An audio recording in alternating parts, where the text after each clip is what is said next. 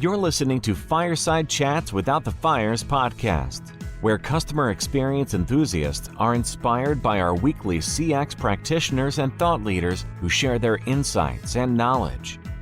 And now, here are your hosts, Neal and Paul Catherall. Fireside Chats Without the Fires, Friday, October 15th. This is Season 2, Episode 35, and this is going to be a great one.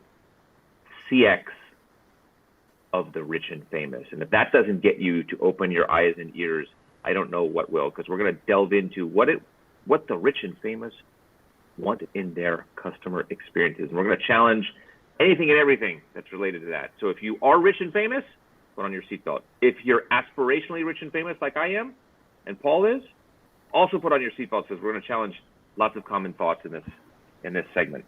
We are so thrilled to welcome Professor Dr. Phil Klaus. Thank you so much, Professor Dr. Klaus, for joining us. This, by the way, is the first time as an exclusive guest on this podcast that we've had the opportunity to interview you and share the space with you with the CX World Games. So this is not our first rodeo together, as we say over here, but we're so thrilled to have the chance to spend some time with you. Thank you for joining us. Thank you for having me. I'm delighted to be here, and I'm really looking forward to our conversation. Fantastic. So for those of you that don't yet know Professor Dr. Phil Klaus, he is a full professor of customer experience strategy and management at the International University of Monaco.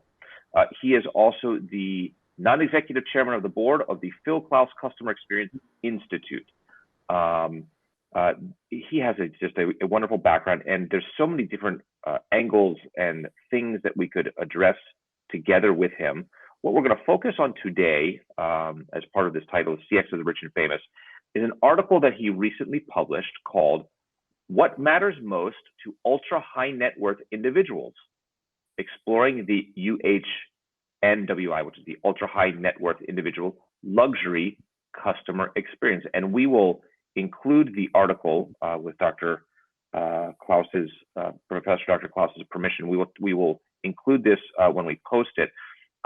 It is an academic article, but there's some really great concepts in here for those of us that are not in academia that really pertain, I think, to our day-to-day lives as managers in the customer experience space. Professor Dr. Klaus, could you just kind of walk us through a little bit, what is this article about? What does it say? It's an easy read, actually, by the way. But thank you. Because normally we don't have the easiest reads. Normally we have the reputation that we tell managers things they already know in a language they can hardly understand. Worried when you first shared it that it might be a little bit dense and it was going to take some time. No, it was actually quite an easy read. I was able to speed through it. Yeah, we are always, let me put it in this way. My research in particular has always one focus. And the focus is it should bring something to a manager that they can take away on Monday morning to improve the performance of their companies. And in this case, it's the luxury context, but not just any luxury context, it's the uber luxury context. So what we are quite in a fortunate situation, because I'm located in Monaco. In Monaco, if you look for ultra high net worth individuals or billionaires, you just have to walk on the street and touch somebody. Most likely you will get one or two of them. So while we are there, what we were looking at, I'm doing customer experience research, meaning trying to find out what matters most to clients for the last 15 years. And always convert that into managerial tools that people can apply. Therefore, I'm also, for example, our institute looks at the future of customer experience in luxury, etc., etc. So what is this all about? When we looked at customer experience, we had a big discussion about, is it always the same? What matters most to people? Good quality, etc., etc. Yada, yada, yada. Seamless experiences and everything that comes up, all the jargon. But what we said is, people are people, and people are not connected to a particular product or to a industry. So we believe what matters to most of us matters also to the billionaires and the ultra high net worth individuals. Of course, my colleagues from luxury didn't agree with me. They say, oh, luxury is so special. it's so different. It's about prestige. It's about status. It's about hedonistic value and everything that comes with it. And as a scientists, we are rather, how shall I say, unbiased. Our master is the truth. So as I said, we are in Monaco, and we now have, with my colleague, Dr. Issa Taquini-Polly, we have a very unique sample. As a matter of fact, a week ago, somebody says us, this sample, we didn't even know it exists. We have a sample of a panel of over 100 ultra-high net worth individuals, which we talk to on a frequent basis. And they share their experiences in all kinds of, how shall I say, parts of their lives. We started out looking at how they buy super yachts, meaning this real big boats. Then we looked at private aviation, meaning private jets, private helicopters, etc., etc. Then we went into art collection. Then we went to tailor-made services, financial wealth management, everything that comes with this, the famous family offices and so on. What did we forget? High spirits and buying very luxurious cars as a part of it. And we wanted to find out what really matters to them, meaning how do they make their purchasing decisions. And as with everything in customer experience always says it's about delighting customers, the wow thing, which I think is absolutely ridiculous and nothing could be farther from the truth. So there's one myth already busted, as we could say, because this search for delight will never work. The only thing you can delight, as my colleague always says, you can delight your company into bankruptcy. How do customers make decisions? They make decisions based upon who is the best in avoiding bad experiences. So it's not about even delighting, not about satisfying. It's like, who gives me less bad experiences? Now you might think that might be true for a regular service, a regular product, retail. But what about the uber luxury and the luxury? Let me tell you a story. Every time I work with a luxury company and I walk into their boardroom, I said, what's your unique value proposition? And of course, they say, we want to exceed customers and clients' expectations. Of course, another buzzword, right? We're exceed expectations. That's absolutely terrible. Yeah. I do not know where they get that from, but apparently with the mother milk, when you work in luxury, you get this. Whenever I'm asked what I'm going to do is I exceed customer expectations. So we always go through a little exercise. I tell the managers, just write down how you want to have your expectations met, just met, not exceed. So you have 3 to 5 persons, they write everything down, and then an hour later we present it on slides. And I said, is that realistic that you can even meet it? And they say, no, completely unrealistic. And I said, well, what you do is say, we not only meet it, we will exceed it. But you don't even know what these people want. So what are you doing? And what they're doing is very clearly voiced by our billionaires we are talking to. They say, mismanaging expectations. You promise the world and you deliver the exact opposite. So the only thing you do there is by raising this expectation, so is creating more chances for dissatisfaction. When you think about it, a negative word of mouth travels much faster and with more impact than a positive word of mouth. So if you're in already such a niche market as the ultra high net worth individuals are, there are not too many of them on our planet. 0.3% qualify for it. So it's not a lot of people, but they talk. And when they talk to each other, how do you think your chances are that you're going to succeed delivering the customer experience? So the rule number 1, what every single one of them tells us, don't mismanage my expectations. Be frank. Tell me it's not going to be the moon. Don't promise me the moon. And then what I'm going to get is clearly not what I was looking for. Tell me sincerely what you can deliver, manage my expectations, and it's going to be fine. But these imaginary pressure, oh, we cater to the ultra high net worth individuals, it needs to exist. It's not there, because they will tell you, listen, I'm not only buying a super yacht, I'm not only buying wealth management, I'm not only buying private aviation, sports car, private islands. I know how all of you work. I compare and contrast. And what I want from you guys is manage my expectations better. Be honest, be transparent, don't promise the moon. Give me something realistic. Because I know it's not possible. So why do you promise it? You just raise my expectation, which then leads to dissatisfaction. Then the next jump into, exactly, the great jump into the article. So you talked about, there's 4 of these lessons. You just talked about the first one. You call it manage expectation, and then you put in parentheses miss. So mismanage, don't mismanage expectations. That's exactly number 1.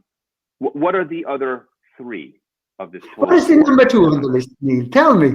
Well, so number 2 in my notes is, and I don't have the article in front of me, it's in front of me, it's on the computer screen, but from my notes is the importance of personal relationships. Exactly. Now think about these 4, what we call parts of the framework, cannot be seen in isolation. They all work with each other. And what we find in the Uber luxury is a tendency to focus on the product, the heritage, the culture, all this thing that comes. But at the end of the day, if you ask these people, they say, it's the people I'm dealing with. Do I trust them? How do I manage my expectations? Always comes back to the same things. How are they working with me, you know?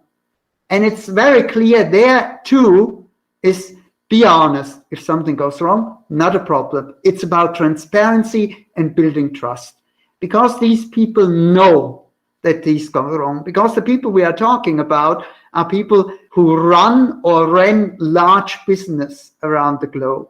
So they know how it is. They know the reality of it. And they can say, listen, just be honest. Yeah.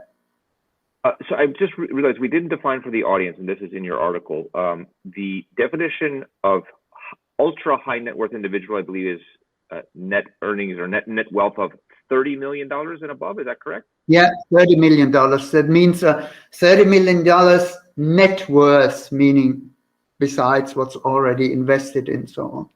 Yeah, so it's a very unique segment, to say the least. But when we look at it, the power it has and the power these people have, and in terms of reputation, making brands, destroying brands, and also for some industries that we are working with, look at the super yacht industry.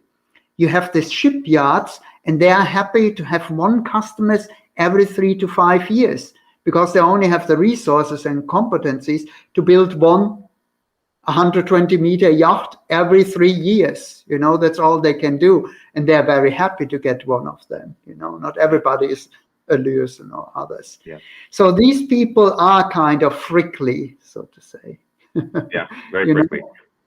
Tell us what the third item is. I mean, I could tell you, I got my list, but I want to hear from you, because I love this third one. And then when we finish the fourth one, I'm going to make an observation that you're going to either love, or you're going to tell me, Neal, you're crazy, you didn't understand the article. I can't wait to get to that. But let's first get through the rest of the list. Point number 3 of your list of the findings, what is it? Let me just check, because we just published 2 others which came pretty much at the same month. Can you help me out in it? I'm publishing too much. I'm going to help you with your article. I love this. So yeah. Here it is. Achieving convenience-driven time savings. Oh yeah, time. Actually, we just published another article that clearly says that time is the, and I cannot emphasize that enough, the currency of the future for customer experience. Because these people have very little time. They're all busy, they run business globally, etc., etc. And the thing that they do not have time is time. That they do not have is time. And why do they need time? Because they want time to spend it with their precious ones, with their family, with their beloved ones, with their friends. So if you help them to gain valuable time, they will use it in the best possible way. So think about, these people have everything. So all this luxury is normally about social status and prestige. These people couldn't care less because they can buy everything, literally. So they are not looking at prestige or social status. They have it all. But what they're missing is taking time for their precious ones, spending them with their beloved ones. And if you can deliver this, this is what we call in the other article, priceless. It's like the MasterCard commercials, you know, like buying a ticket that much, spending a day with your son in the ballpark, priceless. And these people tell us, being with my kids, relaxed, enjoying them, no phone calls whatsoever, having valuable time with them is priceless. These people do not mind to be on a Challenger with their kids and fly somewhere, because they say, if I fly first class, vacation starts when I reach my destination. If I fly private, the moment I leave home, my vacation starts. And they say, yes, it's a ridiculous amount of money to pay for it. But to have this time with my kids and the peace of mind, priceless. Correct. Does that make sense? Yeah, absolutely. And I can't wait to circle back. I'm going to circle back on this one in a minute. Yeah. The fourth item of the findings is extraordinary personal experiences. Tell us about that one. Well, that goes immediately after 3. When you look at it, number 1 and number 2, mismanaging expectations and the personal relationship, is what my relationship with the provider is, provider for the lack of a better word. But now I look at what it means to me, what matters most to me. I need the time, and the time to spend it with my beloved ones, because often these things give me the most memorable experience in my life. Let me give you an example. We talked about somebody purchasing his first super yacht, and he said to get there and to own it is a headache. It's like running a company, and I don't want to run companies anymore. And I'm only on the boat for 4 weeks. My wife says, you're insane, all the headache it costs. But he says, Professor, when we were out there and my kids were for the first time swimming in the ocean, and they could see dolphins right next to us, and the expression on their face, I will never forget. And this is an experience that none of us will ever forget. And for this, just for this moment, all the headaches, it was worth it. So when you look at it, it all comes back. So it's almost like 2 sides of the coin. 1, what people can provide, and 2, what people are going to get out of it. But of course, mismanaging expectations and personal relationship only works if you know what these people really want is time, so they can spend it with their beloved ones and create experiences of a lifetime. So it all comes back together. So here's what I want to challenge us as we talk about this. Please. There are at least 2 of these, 2 of the 4, that I believe are universal, meaning it doesn't matter the size of your net worth. You could be an ultra high net worth individual. You could be a high net worth individual, or you could be a poor son of a you-know-what that has to deal with the utility company every month and paying your bill and worrying about getting your service cut off. But I think that the underlying values here pertain to all demographic segments. Specifically, managing expectations. I think all customers want to have their expectations managed correctly. Not just because you're high net worth or an individual. You don't want to be lied to. You want to have done what they tell you they're going to do. You don't want surprises. You don't want, we're going to borrow again the term friction. You don't want friction. Don't all customers want that? And then the same thing, I think, for the third item about convenience. People want convenience. They don't want to have to go the extra mile. They don't want to have that, to put it forth, the extra amount of effort to call and escalate to a supervisor or write a letter or write an email 3 different times. Customers don't want that stuff. And I don't think it matters necessarily if you're high net worth or, like I said before, you're a poor, you know what. I think we all want the same thing, don't we? Neal, I absolutely know where you're coming from. And I agree to a certain extent. But nowhere we will find the excess of mismanaging expectations and the impact higher than with the ultra high net worth individuals and in the luxury business. Because every other business is pretty much there. We are there to satisfy you, you know. We want to take good care of you. But no one's saying is we will exceed your expectation. The only ones that have that is the luxury industry, which traditionally caters to the high net worth individuals and the ultra high net worth individuals. And while some things are common, the role they play in the life of an ultra high net worth individuals is different from every other person, meaning the emphasis of it, how it's maximized, is higher, because all the other moderating and mediating things that we experience are not there for them. So for them, it's almost magnified. Does that make sense? It does. Yeah, no, I agree. It's magnified maybe because they can magnify it, meaning they can shout louder. They have more means to.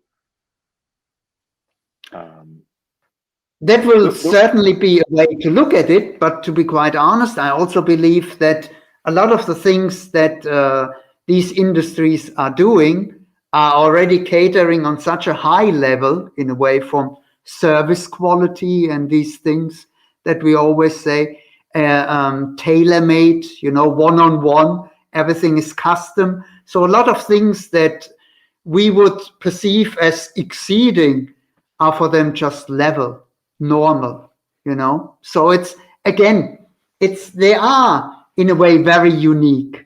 But the most fascinating thing is, for me and for us as researchers, is when you look at the Maslow hierarchy of needs, all needs they can satisfy easily, even the highest one. And it comes back to them to say, it's about the time I can spend with my beloved ones. You know, all this other stuff, self, well, I already have that, I achieved that, which is kind of normally the pyramid ends, it's on the top, and therefore we should be finished there. But we are not.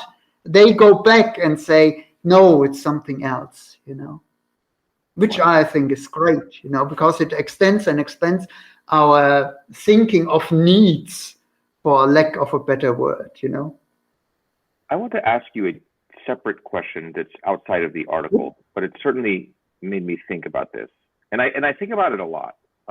I don't know if I believe in it, but I want to ask your view, since you've spent time really honing in and looking at this luxury segment. There's a often repeated phrase that customers will pay more for better service. Is that in fact true? Not necessarily. As a scientist, again, I look at the facts. We don't, first of all, customers, is a service can never be separated from a product. You know, this distinction between one or the other, I don't really see. And service, I like this. You're onto this. This is good. Keep going. Yeah. And also, when we think about it, you know, everybody always thinks about service. And what they think is the first 2 stages of customer experience. Customer experience comes in 3 stages: before the purchase, during the purchase, post-purchase, or consumption. What service people focus on is to the moment where we get the money, you know, during the purchase. But where it's for all of us is when we would pay higher for it, is post-purchase experience. When we use stuff, when things break, when things go wrong, when we need to quantify, qualify. And every CEO I always ask when we have our initial discussion, I said, okay, what's more important, to the point of purchase or post-purchase? They say 50-50. It's as important to acquire than to maintain. So I always have a follow-up question. What about the budget? Budget 80% to acquisition, 20% of retention. I said, now you got it wrong, because after the purchase is where we make our decisions, when we use stuff. So the service that we really need is after we purchase. So you focus on retail, selling, there you invest. But this is only the minimum, the tiniest part of our experience. The experience that really counts is when we leave, when we bought, when we purchased, and there you fall short. So when people say service, first of all, I don't speak service, service products. People don't buy services, people don't buy products, people buy something to have an experience. So the most important experience is when I use things, and this is when you fall short. So I believe, or our research points out, people will be willing to pay more for after purchase care. That's that easy. And the companies who do it well, who say, it's not important to get the customer, it's important to take care of them while they are doing it, are the ones who succeed. I mean, we worked with a car manufacturer which had the challenge that after you bought the car, everybody was highly satisfied, and 3 years later, no one came back, or only a minimum part of it. And they were wondering, how could that be happy? Our service, so great, highly satisfied. And I'm like, yes, because in the 3 years afterwards, when we drive your car, interact with you and with your service department, you did not deliver. Okay. There must be, and the companies who do it well have a balance. Actually, the best and most performing companies, the most profitable ones, focus on the post-purchase experience. Why? Because you and I, Neal, if we have a great post-purchase experience, what do? We talk about it. And who do other customers rely on for information and decision-making process?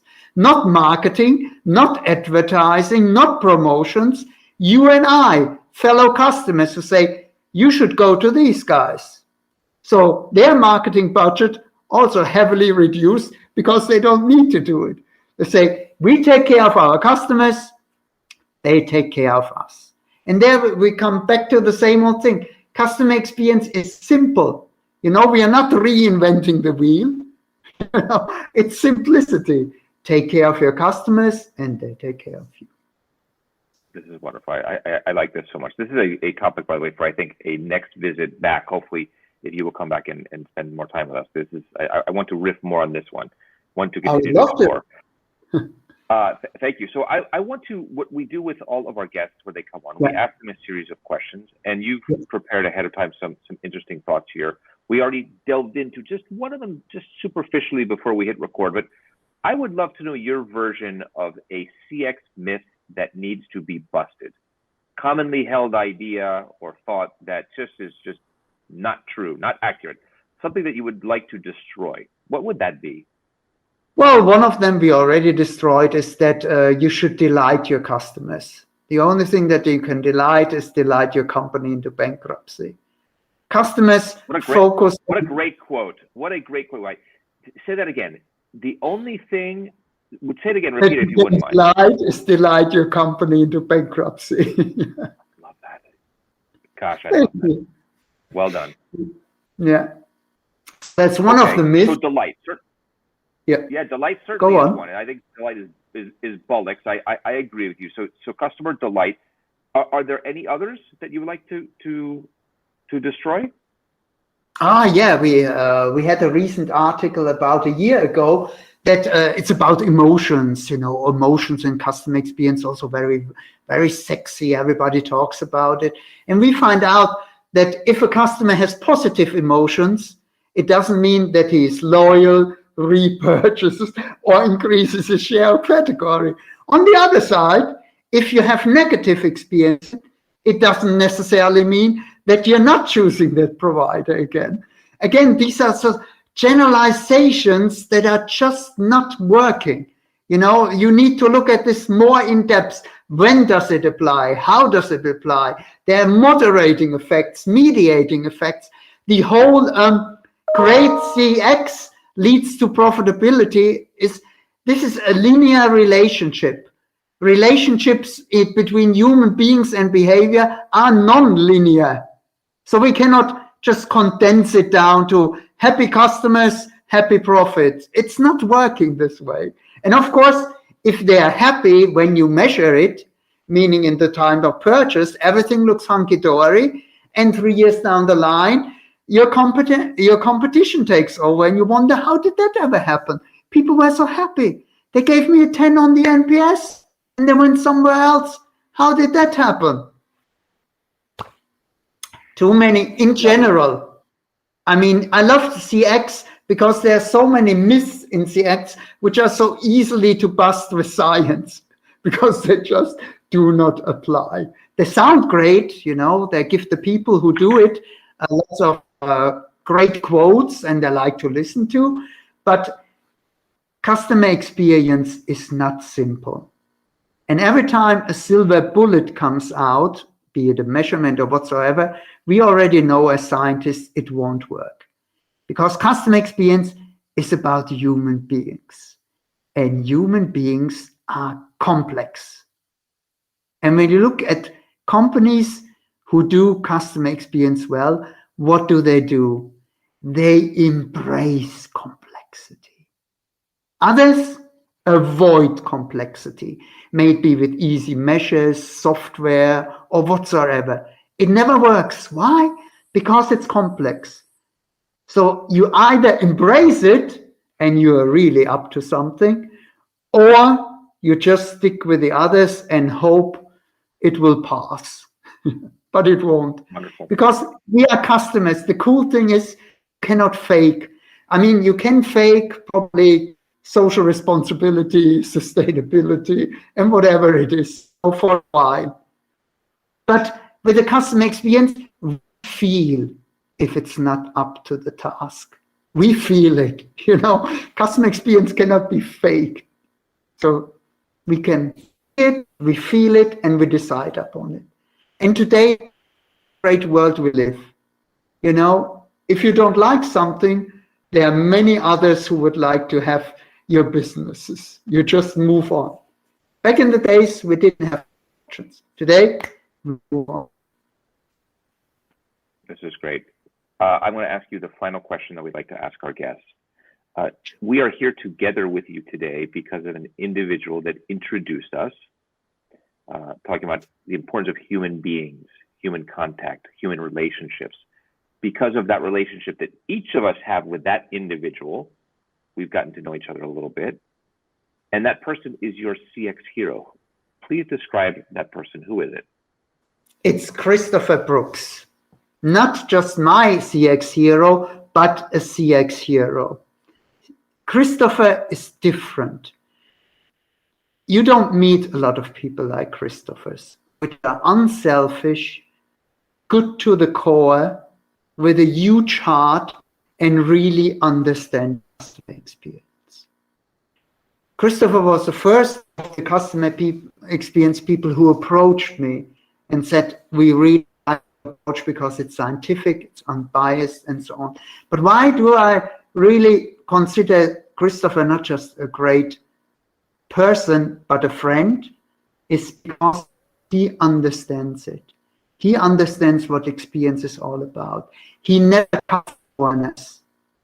He always takes the hardest way because he knows it's the right way. This is the people we need. He's the one who points out to the cowboys. He's the one who says, no, not with me. He's the one who never sets himself on the pedestal. He's the one who looks at the background. If something is not what he believes in, he's not in.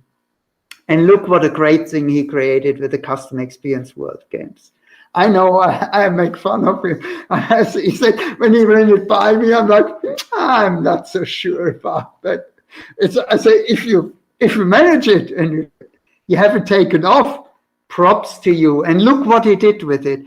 And it's not because it's the Custom Experience World Games, because it's almost a mirror of what Christopher is all about. He is somebody that really cares. This is what Custom Experience is about. Customer experience is not about cure, it's about care. And no one, in my humble opinion, represents that better than Christopher. Well said. Christopher Brooks, we know you're going to listen to this. Thank you for giving us the opportunity to get to know Professor Dr. Klaus and for doing what you do, creating and executing now over several years the CX World Games. You are a compassionate, caring individual, and for that I fully applaud the selection of you as the CX hero by Professor Dr. Klaus.